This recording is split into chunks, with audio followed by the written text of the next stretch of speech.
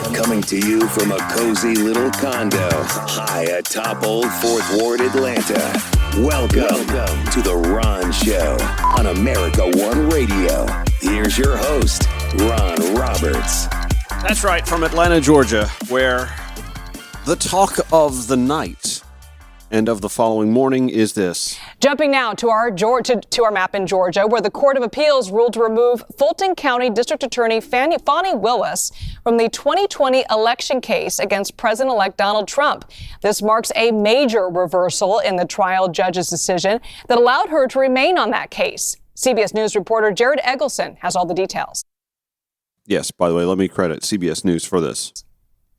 This is a major blow to the Fulton County District Attorney's Office. Fani Willis being removed from the case by the Georgia Court of Appeals. Now, this removal is a long time coming after Trump and several of his co-defendants alleged that Fani Willis had an improper relationship with a special prosecutor on the case, Nathan Wade. Those allegations earlier this year sent the case into a tailspin, pausing it just months before the election. Ultimately, the judge in the case decided that Fani Willis could stay on the case if the special prosecutor that she was in a relationship with, Nathan Wade, resigned. That he did. But Trump and those co-defendants, they took it further up to the Georgia Court of Appeals, saying that there was an appearance of impropriety and that Fani Willis could no longer try this case. The Georgia Court of Appeals siding with them in an order today, saying that there is this impropriety that exists and that the DA can no longer prosecute the case, not only herself, but her entire office. The case will now go to what's called the Georgia Prosecuting Attorneys Council. There, they will make the decision and assign it to another district attorney in the state of Georgia. But that doesn't necessarily mean that the case will continue. The district attorney that it's assigned to could decide to focus it down. There were several co-defendants in this case. They could decide to dismiss some parts of the indictment. They could also decide that they don't have the resources themselves to continue prosecuting the case and dismiss it all together. This is a major win for the Trump team today, who in recent weeks, his attorneys had even called on Georgia Governor Brian Kemp to dismiss the indictment altogether. The governor has not made any comment on that claim just yet. But you know what? He absolutely could. This is the moment where Governor Brian Kemp, who is obviously eyeing a future 2026 Senate run, perhaps 2028 presidential, this is where Brian Kemp can remedy his fissures with the MAGA wing of the Republican Party and put himself in a position to look good to MAGAs, to Republicans who weren't so much sipping the MAGA tea. And now this case is in a position where he can say, all right, you know what? Enough is enough, and wipe it away altogether. But wait, there is more. Back to CBS News. Meanwhile, Trump's attorney has responded to this ruling. He said in part, quote, as the court rightfully noted, only the remedy of disqualification will suffice to restore public confidence. This decision puts an end to a politically motivated persecution of the next president of the United States. No mention of the merits of the case. I mean, no mention of the co-conspirators who all took guilty pleas and cooperated in building of the case. This is a mess. This is a mess that, I'm sorry, you have to put on the shoulders of one Fani Willis.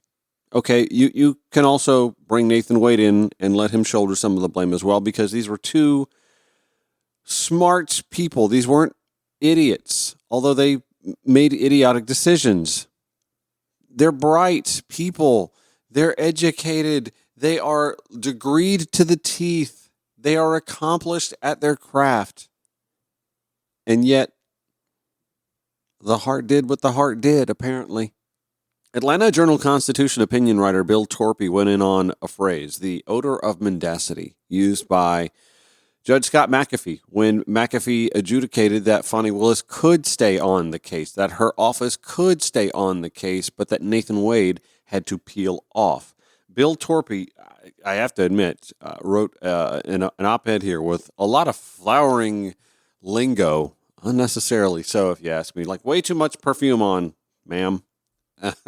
Way too much cologne, dude. Way too much aftershave in this piece. But the point that seems to be driven home here is This was all unnecessary, and there's a lot of smell, the odor of mendacity, untruthfulness to the narrative that was put before all of us. I mean, it was like, remember this past spring and summer? It was like reality television.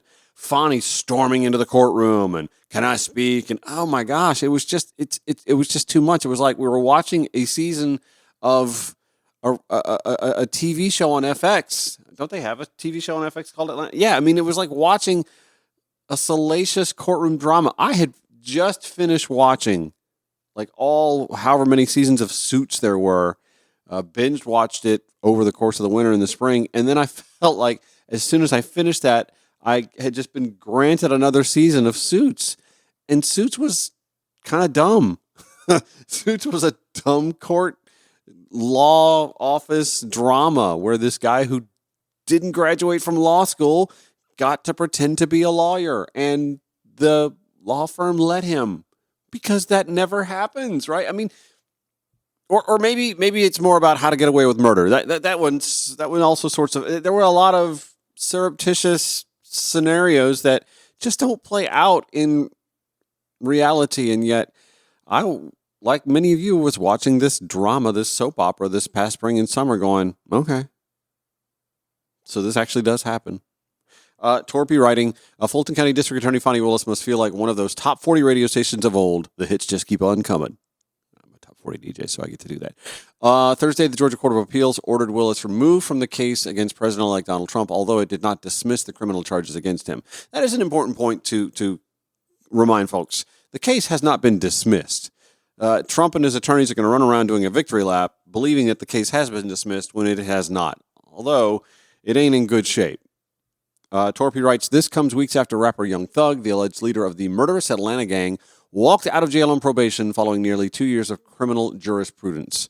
Fani Willis just got reelected, y'all. We have another term of Fani Willis as the Fulton County District Attorney.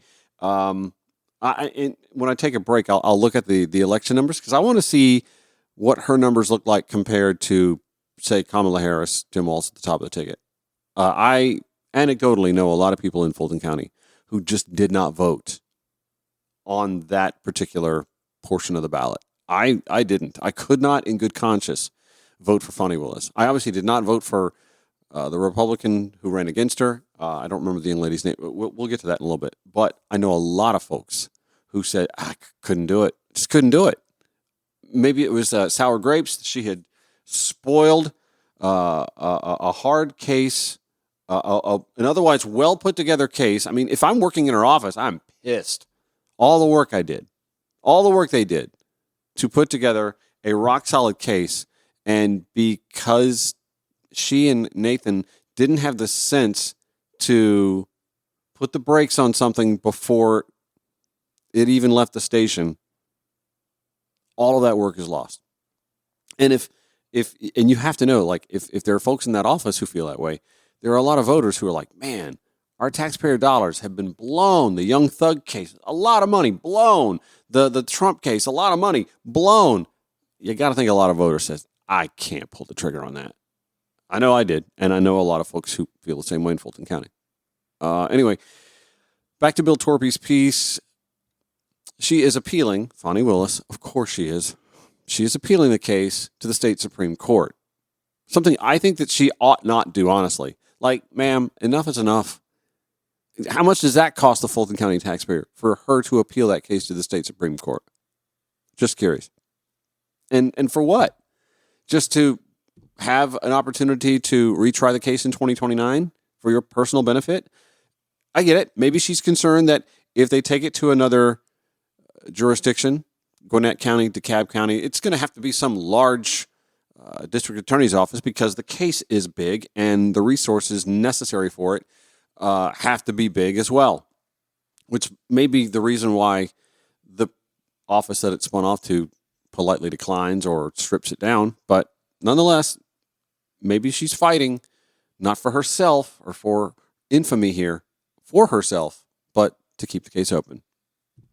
I don't know. Anyway, back to Torpy. But even if the case stands, Willis can't go after Trump until 2029 when he leaves office. And can I just add, even that you can say, ma'am, that's your fault. That's your fault. This case could have been tried. It was going to be a tight schedule. We knew that all along, but it could have been tried. We could have a decision. The voters could have had knowledge walking into the voting booth this past November. I mean, maybe it wouldn't have mattered. We know that there's that, immovable MAGA voter that just nothing's. He bragged himself he could shoot a man in broad daylight and get away with it. What does he think he is? Luigi Mangione? Anyway, in the latest hit, the appeals court ruled that Fulton trial judge Scott McAfee didn't go far enough when he tried to play Judge Solomon earlier this year. In March, McAfee crafted an order that kept Willis in the case, but led to the ejection of her former boyfriend, Nathan Wade, who she had hired earlier as special prosecutor. Wade was paid $720,000 over 2 years piloting the case, and even though it reeked of being a friends and family hire, his prosecution team did get indictments. So apparently he was no slouch. Yeah, I mean, there's no argument that the case being put together was a solid case. McAfee ruled that Willis had a, quote, lapse in judgment in hiring Wade, and there was, quote, a significant appearance of impropriety. The worst of it is that it doesn't really affect the case itself, and it didn't pose in any sort of imbalance or unfairness towards any of the defendants. No, just a technicality, just one of those little technicalities, a little sabot to throw into the cog. Sabot being a French shoe, like a wooden shoe. The word sabotage coming from that. Just a little sabot to throw into the gears to grind the machine to a halt. And she and Nathan Wade gave that to them. Back to Torpy. The young judge even went literary, trotting out legendary Southern playwright Tennessee Williams to note that there was an, quote, odor of mendacity to Willis' actions. But he determined Willis had no conflict of interest in prosecuting Trump. In that case, McAfee's not wrong. It's not as if it made the case impossible for the defendants to defend themselves. It really provided no benefit to the prosecution. It just looked off. And that was all the opportunity that the Trump team needed. McAfee said the elected district attorney was exercising her, quote, broad discretion to go after who she wanted and that there was no, quote, scheme to prosecute Trump and his crew, as defense attorneys had alleged. Nor was there enough evidence to say Willis was paying Wade so she could go on fancy vacations, again, as defense attorneys alleged. Which, again, is likely true because she's a grown-ass woman who makes really good money on her own and doesn't need a man or anyone else to pick up her tab. But that doesn't matter. It's the appearance, and it's just that appearance. When you're going up against Donald Trump, who has spent decades, who is notorious for gumming up the courts, usually to fend off someone who's trying to get a bill paid by him or his company, he's notorious for gumming up the courts in procedure. You gave him and his team just that opportunity. It seems appeals judges Trenton Brown and Todd Markle picked up on the, quote, odor of mendacity, Bill Torpy writes, as they came to their conclusions. They even dug into their well-worn Webster's Dictionary, or at least they clicked on the online version, Torpy says, so they could footnote the word mendacity and explain it means untruthfulness or tendency to lie. Which just kind of sends me back. Again, I feel like I'm in one of those primetime law dramas where we have the foggy flashback, right? from the filter, the Kerry Lake filter. We have the flashback where we're listening to Fani on the stand and Nathan on the stand, and them both being scrutinized about money spent and did you keep a receipt and do you have the credit card statements, and she pays cash because she's got money in a mattress, and we're all asking our black friends, do you do that too? Awkwardly. Yeah, that was an awkward situation. Anyway, back to Torpy. They obviously were interested in McAfee's verbiage because half of their 19-page opinion was cut and pasted from the earlier musings of the robe-wearing denizen of the lower court. I told you that Torpy used some flowery language in this piece, did he not? The two judges, there was a third, and Torpy says I'll get to him in a bit, ruled that although, quote, an appearance of impropriety generally is not enough to support disqualification, this is the rare case in which disqualification is mandated, and no other remedy will suffice to restore public confidence in the integrity of these proceedings. That is verbatim what two of the three-judge panel said. In essence, Torpy writes, they noted that if McAfee smelled some mendacity in the courtroom, then Willis must have done something bad, and we must act. Actually, I'm going to take a quick break. We'll pick up on this conversation and Bill Torpy's piece and what the three-judge panel decided and Fani's near immediate reaction to that and what it means for this case. We can opine on that a little bit more when the Ron Show returns here on America One Radio, Progressive Voices via TuneIn, or if you're podcasting, wherever you podcast.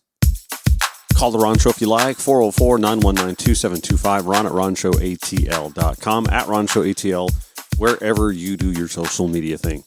Diving into the Georgia Appeals Court decision, the 2-1 decision to have Fani Willis removed from the Trump case that she and the Fulton County District Attorney's Office had been crafting for more than a year, but while also she having a relationship with Nathan Wade in the process. It was a 2-1 decision, by the way. Trenton Brown, Benjamin Land, and Todd Markle adjudicating, Land being the one who dissented. And Bill Torpy in his AJC op-ed writes that the appeals court ruling was what they call in boxing a split decision, and their colleague, Judge Benjamin Land, was not spelling what his brethren whiffed, the odor of mendacity we were talking about.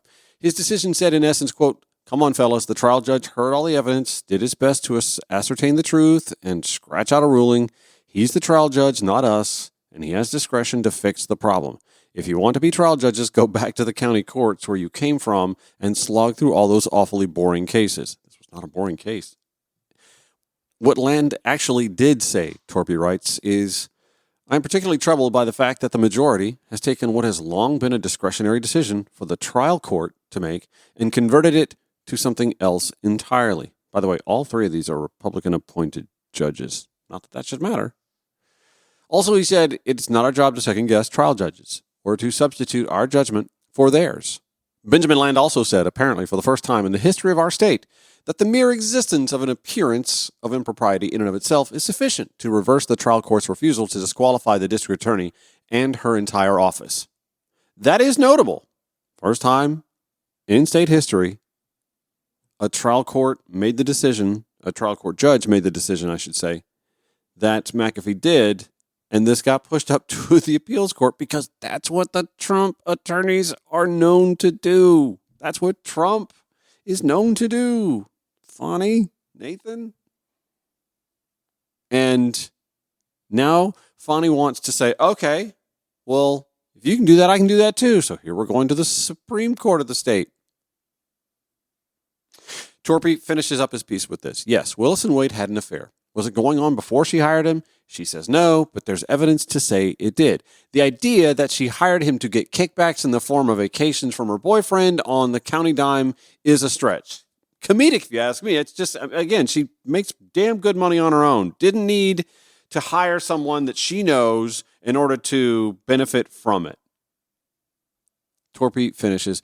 It just seems she wanted her good friend / boyfriend in on the case as someone she could trust. And if she was throwing him a line of steady income, all the better. Her actions were almost certainly not illegal, but her critics say it was corrupt, albeit with a small c. Webster's calls that, quote, blowing it. And that's how Bill Torpy punctuates his op-ed. Blowing it is exactly what Fani Willis did. Biggest case she'll ever have her hands on. And she blew it.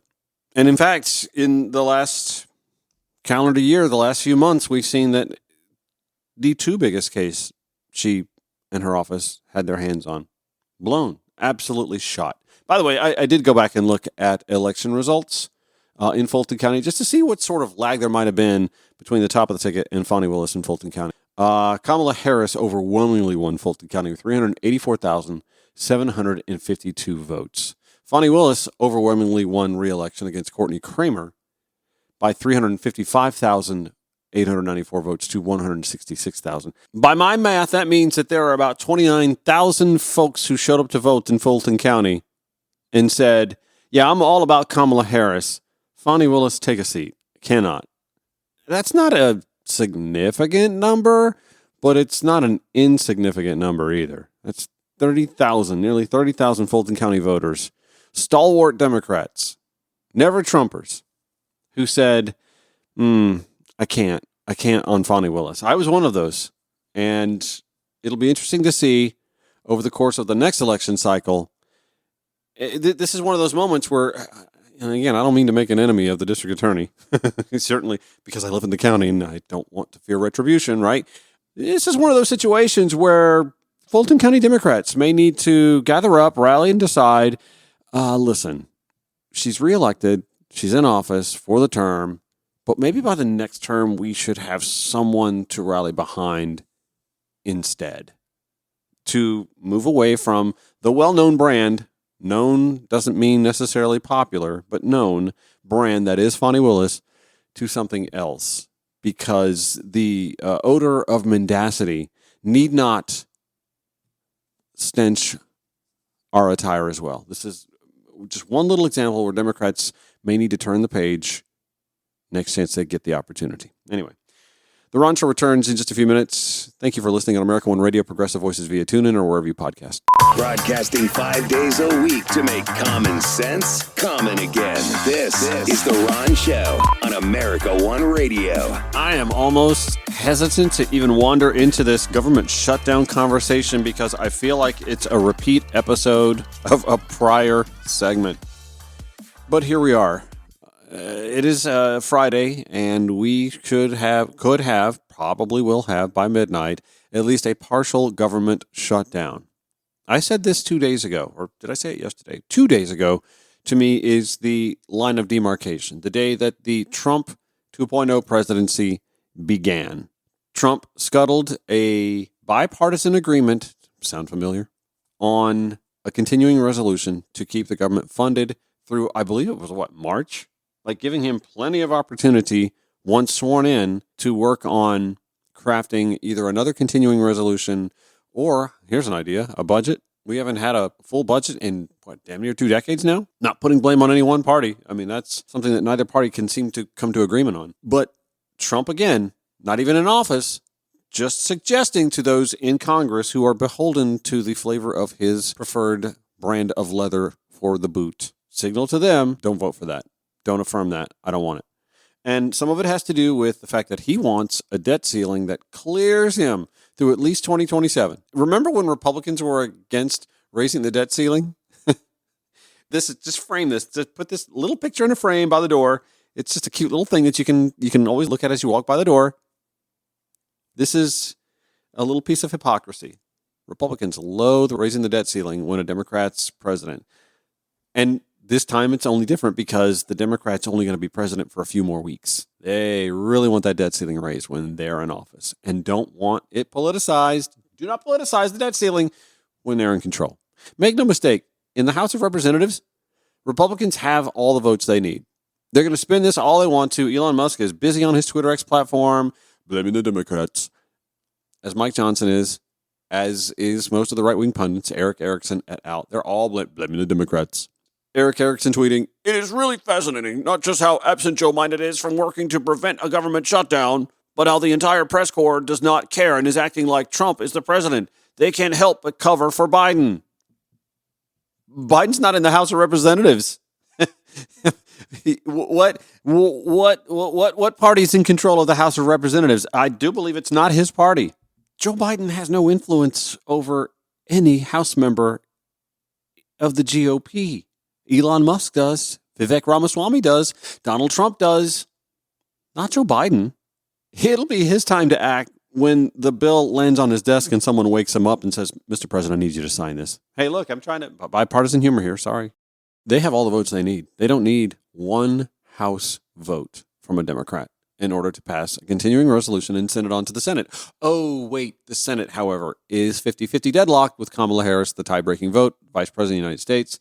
And then, of course, anything that passes those two chambers needs to head to the president's desk. So I guess they do need to negotiate with Democrats. They do need, and there's always those 6 Republicans in the House who are just never going to vote for a continuing resolution on principle. Well, we need to pass a budget. Yes, you do. Unfortunately, your party is showing us all, the entire nation, why it's impossible to work on bipartisan agreement with your party to get anything on that grand of a scale accomplished. So let's just accept the fact that we have to continue with a continuing resolution because you guys aren't good at governing. And understand there's a difference between the terms governing and ruling. One can rule with an iron fist and do what they want. But in a democracy, representative republic, you have to govern with the opposition party or parties. And Democrats have shown a willingness to work in a bipartisan fashion to do grown-up things in Congress. And each time, they even come close to accomplishing that with an opposition party that is a cage full of howler monkeys flinging poop. They find just enough reasonable howler monkeys to work in a bipartisan fashion, only for the baboon to say, no, don't want that, scuttle it. And then, as an aside, you have what is appearing to be a general strike in the Amazon culture, where people are mad because 'tis the season, right? We're all shipping packages, trying to get Amazon packages delivered on time is going to be problematic if there's a strike, and people are mad about that. I hate to tell you this, that's how strikes work. They occur when laborers realize that they have the upper hand in some way, shape, form, or fashion. So they have to hit management where it hurts, and unfortunately, that is you, the consumer, as well. The good news for the Amazon striking employees is they ain't running for office. They don't care about your vote. They just want better pay, better work conditions, better benefits. And if it somehow negatively affects you, well, you may be mad at them, but you can't stop doing business with the laborers. You're going to stop doing business with the company, Amazon itself, right? And don't forget, Donald Trump praises the likes of Elon Musk for just firing striking workers and replacing them with other folks. So that is the Trump-Musk brand of negotiating labor situations. Anyway, that's happening. We have a looming government shutdown happening all at the same time. And again, I'm just going to insist on this. The Trump presidency began 2 days ago. Whatever Wall Street does, whatever the markets do, these strikes, this government shutdown, but it all kind of has his hands, his fingerprints all over it. The presidency of Donald Trump, the second presidency of Donald Trump, has begun in earnest, and it is off to a spectacularly dumpster fire of a start. And I haven't even gotten into his cabinet appointments. Oh, by the way, congratulations to Herschel Walker, former tailback at the University of Georgia. No, not for, just finally finishing college. That's great. Listen, I'm not going to sit here and throw stones at Herschel Walker for finishing school. I am like a 29th year sophomore at the University of Georgia myself. So good for him. I'm thrilled that Herschel Walker took the time to finish his studies. And as a graduation gift, Trump has nominated Herschel Walker to serve as ambassador to the Bahamas. I'm not making this up. Herschel Walker just got a 4-year vacation to the Bahamas, free of charge. And the good news is you don't even have to deal with like pesky long flights or anything like that. It's just over there. You can take a short cruise, get over there in hours from Fort Lauderdale. I know this because I've done that. Tia Mitchell at the Atlanta Journal-Constitution reporting, President-elect Donald Trump wants University of Georgia football legend and former U.S. Senate candidate Herschel Walker to serve as his ambassador to the Bahamas. What a gig. What a gig. Tia writes, Trump announced his nomination via a post on his Truth Social site late Monday night, where he mentioned Walker's Heisman Award and NFL accomplishments. The Bahamas. Boy, you guys are getting a good one. If you're going to put together a flag football team, you got a good one. Or ballet. He does ballet too. He's really good at that. Gentlemen, if you're married, lock your ladies up. As well as his work with youth and the military on topics like mental health and physical fitness. None of this will have any benefit to the Bahamas, but, whatever. We have Linda McMahon heading the Department of Education, who ran the World Wrestling Entertainment operation. So what's it matter? This is one of those, you owe him a gig, you gave him a gig, and this is the gig he can do precious little harm to. Surely, even Herschel Walker can't fumble being ambassador to the Bahamas, right? I mean, he's good at toting the rock. Trump also noted that Walker was a member of the U.S. bobsled team in the 1992 Winter Olympics. Boy, if you're going to list off accomplishments before sending somebody off to be ambassador of a country, played football, won an award playing football, and also was on our Winter Olympic bobsled team 32 years ago. Congratulations, Herschel, Trump posted. You will make Georgia and our entire nation proud because we know you will always put America first. Tia Mitchell writes, Walker's appointment will require Senate confirmation. He'll get it. That means he will likely be asking for the support of his former rival, U.S. Senator Raphael Warnock. Oh, delicious. Trump endorsed Walker in the 2022 race, but he lost to Warnock in a runoff. Tia Mitchell writes, Walker recently graduated from the University of Georgia. Yeah, that's right. Having returned to complete the bachelor's degree he set aside to pursue his professional football career back in, 1992? He is the second consecutive Georgian to be nominated to serve as ambassador to the Bahamas. Calvin Smyer retired as the longest-serving member of the Georgia House after President Joe Biden appointed him in 2021 to an ambassadorship first in the Dominican Republic before saying he would rather Smyer serve in the Bahamas. Smyer never was confirmed by the Senate, and Biden chose not to reappoint him in 2023. And speaking of representing Georgia on the global stage, cringe, Marjorie Taylor Greene seems really eager for Elon Musk to be the next Speaker of the House. I guess she's done with Mike Johnson. There's a poll. She put up a poll. Would you support Elon Musk for Speaker of the House? The House controls policy and appropriation spending and can cut programs, departments, agencies, as well as make new laws like term limits and pass a balanced budget amendment. She seems to forget that there's a U.S. Senate on the other side of the chamber that has to, whatever. DOJ could become the legislative branch, she writes. You know what? I want to take this poll because I want to see the results. Of her followers, 79% would love to see Elon Musk as Speaker of the House. And you're thinking, Elon Musk isn't a representative. He's not in the House of Representatives. Well, it just so happens that there is this quirky little part of the U.S. Constitution that allows for someone who's not even an elected representative of any region, of any district in the United States, to be Speaker of the House. He's not a natural-born citizen. That doesn't matter. He was an illegal alien. Hey, that doesn't matter. Hey, listen, illegal alien, if you are concerned about your future in these United States, know that you too, if you would like, could one day become Speaker of the House. Yeah, just hang in there. Unless, of course, you're not white and wealthy and connected. So there's that. Anyway, this government shutdown, it's all owned and operated by the Republican Party, and they're going to do everything they can to spin it otherwise. But remember, they have all the votes they need. They need not one Democratic vote in the House to send something to the Senate, at which point they do need some Democratic support.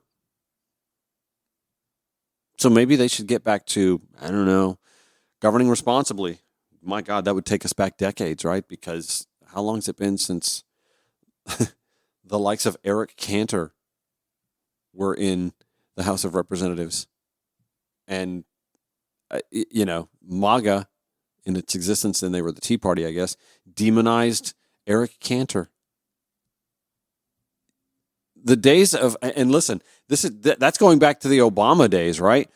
The Paul Ryans of the world who said all the talking points that we would hear on talk radio and Fox News, at least knew at some point in time they had to be responsible representatives, not just of their district, of their state, but of the nation, and found ways to make things happen. And don't get me wrong, it's not like we didn't have shutdowns back then. No, we did. But the Eric Cantors of the GOP of yesteryear, if they had all the votes in their caucus to push something through, they just push something through. That side of the aisle can't get their howler monkeys all on the same tune. They can't even get them in the same cage. They can't get them to fling poop at the same time. This is all on the GOP and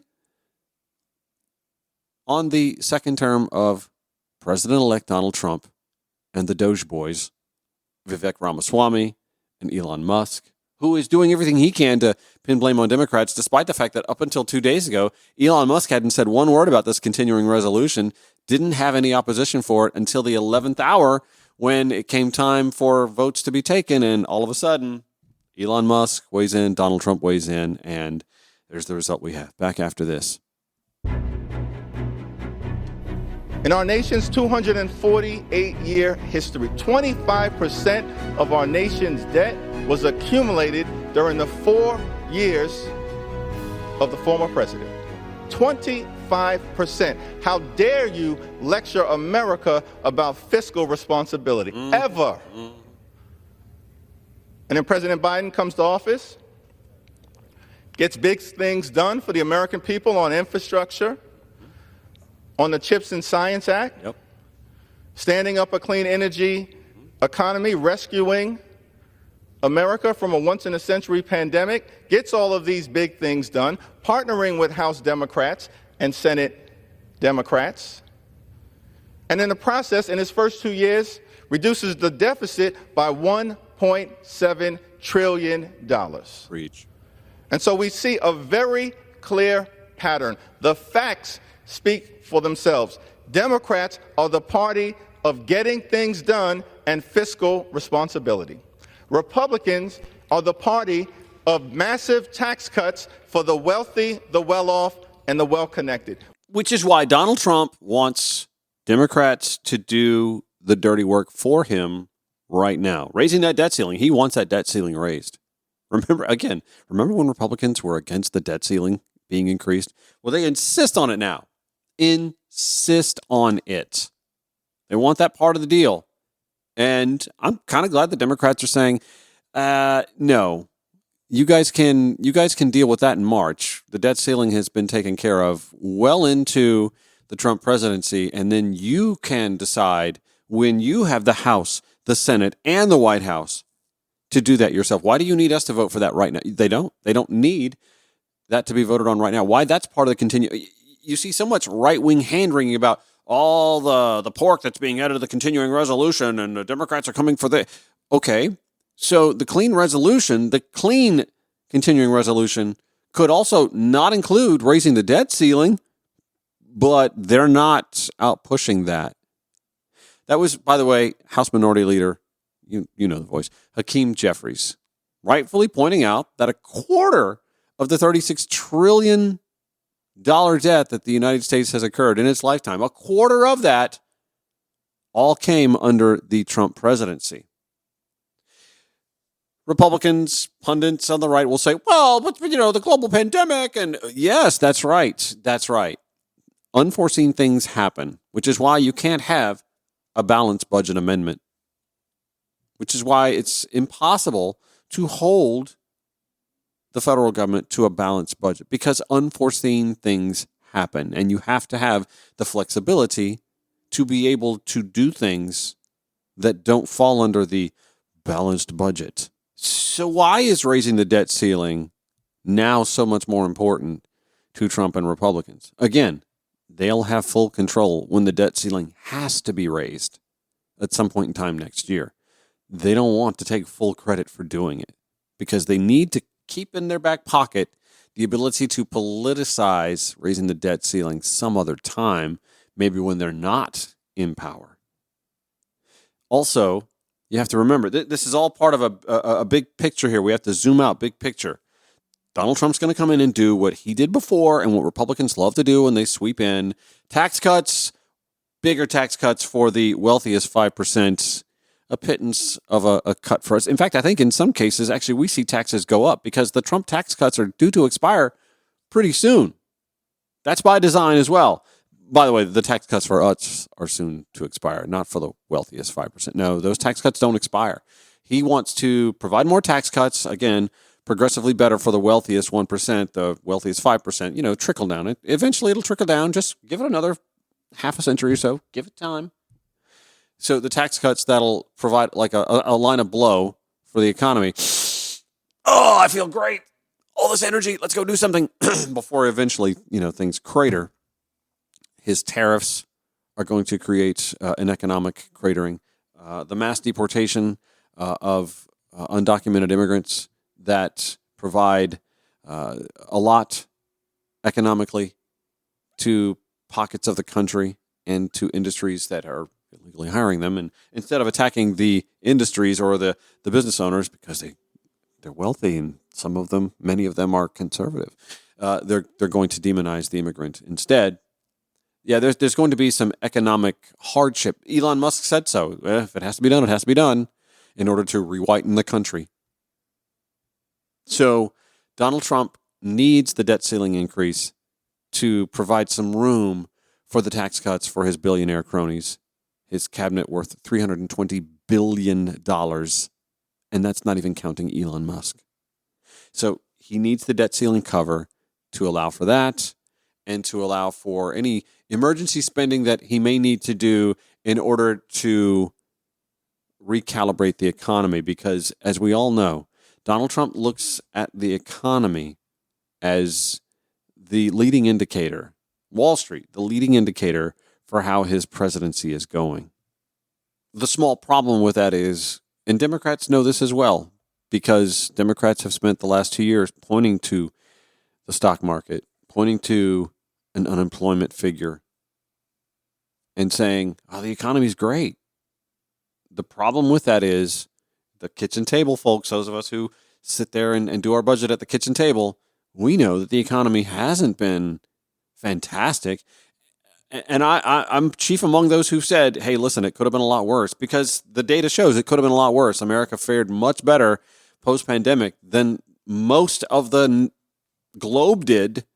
Inflation, not nearly as bad here as it was elsewhere, but also we can't have politicians on the left saying, oh, things are great. We get the coastal elitism label thrown at us when we're fundraising in the billions and having these soirees, these high-dollar functions. And I'll credit Kamala Harris. I didn't see a whole lot of that anyway. She didn't quite take the same tack that Hillary Clinton did with and even Obama with the top dollar fundraising events, et cetera, and so on. Joe Biden did that, though. I'll credit Kamala Harris for that. She just rolled up the sleeves and went to work and, packed arenas, hanging out with us normal folks, us normies. But there's an inherent danger in Donald Trump setting up that facade economy that Wall Street looks good. Okay. But if you're putting tariffs on goods and services that come into this country, lumber from Canada, which will affect home prices, then that's going to impact our pocketbooks. And if you're going to mass deport all that undocumented labor, that's going to affect housing, agriculture, God knows what else, retail even in some respects, food and beverage, hospitality, and that's going to impact our bottom line as well, then you're going to impact the economy felt by the vast majority of the country. The question I have is, will the vast majority of the country be able to connect the dots and see that they've done this to themselves by reelecting this facade of success, who is going to tell us that another facade he erects while president is success, despite the fact we see right through it? This is where messaging comes in, and I'm cautiously optimistic. Democrats, liberals, progressives, those of us left of center, are at least starting to understand that messaging matters and that we have to start doing a credible job of pointing this out to the American people. That's what I'm here doing, and that's what the likes of Lee McGowan, Brian Tyler Cohen, the folks at Chorus are trying to put together. And you heard Hakeem Jeffries at the start of this segment doing the same thing as well. We will see what happens in lieu of a government shutdown. Will we have one? Will we not? There will be a Ron show on Monday. Not so sure about the rest of the week because, Christmas, et cetera, and so on. But I'll see you then. 9 to 10 a.m. America One Radio, 5 to 6 p.m. The replay there as well. 11 to midnight, Progressive Voices via TuneIn or wherever you podcast. Show notes, as always, at ronshowatl.com. Have a great weekend.